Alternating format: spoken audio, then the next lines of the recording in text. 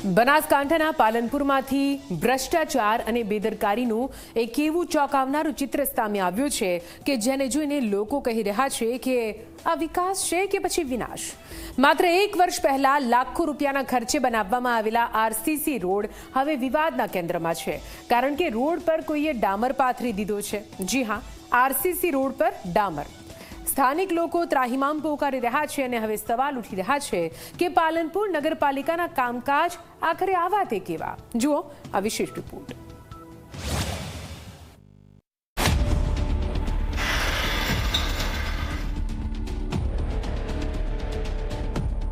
આ દ્રશ્યો છે બનાસકાંઠા જિલ્લાના વડુ મથક પાલનપુરના પ્રકાશનગર વિસ્તારના, જ્યાં લાખો રૂપિયાના ખર્ચે માત્ર એક વર્ષ પહેલા આરસીસી રોડ બનાવવામાં આવ્યો હતો, પણ હવે આ રોડની હાલત જોઈને લોકોના હોશ ઉડી ગયા છે, કારણ કે આરસીસી રોડ પર કોઈએ ડામર પાથરી દીધો છે।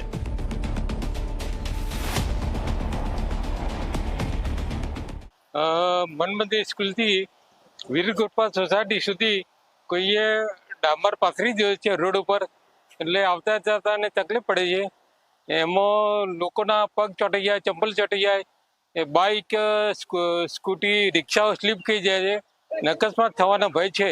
એટલે અમને હોદ્દેદારોને વિનંતી કે આ ડામર દૂર કરી અને ઉપર સિમેન્ટનો રોડ બની દે, એટલે લોકોની તકલીફ દૂર થાય અને અકસ્માત થતો રહી જાય, અકસ્માત દૂર કરી શકાય। સ્થાનિક લોકો કહી રહ્યા છે કે રોડ બન્યા બાદ થોડા જ સમયમાં કાંકરીઓ બહાર આવવા લાગી હતી, રોડ ખખડી ગયો હતો અને લોકો દ્વારા વિરોધ કરવામાં આવ્યો હતો, પરંતુ રોડને યોગ્ય રીતે રિપેર કરવાની જગ્યાએ નગરપાલિકાએ એવો જુગાડ કર્યો કે લોકો હવે તેને ઐતિહાસિક કારસ્તાન કહી રહ્યા છે।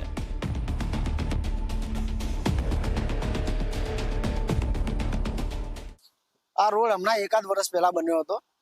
રોડ બને હજી વર્ષ પણ પૂરું નથી થયું અને રોડની કાંકરી બહાર આવી ગઈ છે। અમે નગરપાલિકા ચીફ ઓફિસરને જાણ કરતા તો એમને અમને સાંત્વના આપી કે ભાઈ અમે રોડનું કામ કરી આપીશું, પણ રાત્રિના સમયે એ લોકોએ ઉપર ડામર પાથરી નાખ્યો અને હવે અત્યારે ગરમી એટલી સખત પડે છે તો ચાલતા પછી વાહન ચાલકો એ લોકોને બહુ તકલીફ પડે છે। હવે સમય એવો આવ્યો કે બાઇક વાળા બ્રેક મારે છે તો તરત સ્લીપ મારી જાય છે। ગરમી વધતા રોડ પર પાથરેલો ડામર પીગળી રહ્યો છે, રાહદારીઓના ચંપલ અને બૂટ રોડ સાથે ચોંટી રહ્યા છે, વાહન ચાલકો માટે સ્થિતિ વધુ જોખમી બની ગઈ છે, બાઇક સ્લીપ થવાની ઘટનાઓ વધી રહી છે અને અકસ્માતનો ભય સતત સતાવી રહ્યો છે।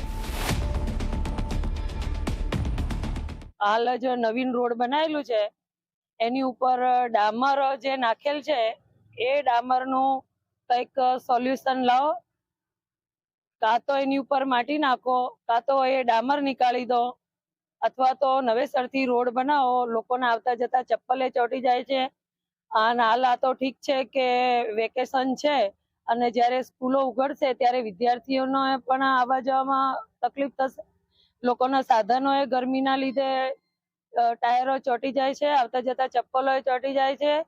જો થોડી સાવચેતી ના રાખે તો કોઈ દુર્ઘટના થવાની સંભાવના છે।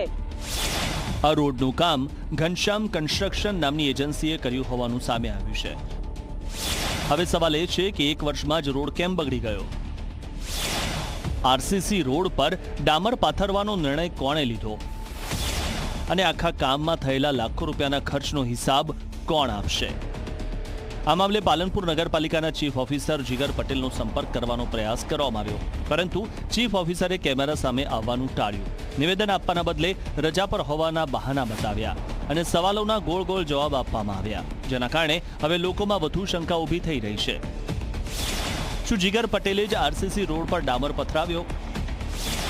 ચીફ ઓફિસરના ખિસ્સામાં પણ હપ્તો પહોંચ્યો છે? કેમ સવાલોથી ભાગી રહ્યા છે ચીફ ઓફિસર જીગર પટેલ? પાલનપુર નગરપાલિકાના ચીફ ઓફિસરને હવે સ્થાનિકો શંકાની નજરે જોઈ રહ્યા છે।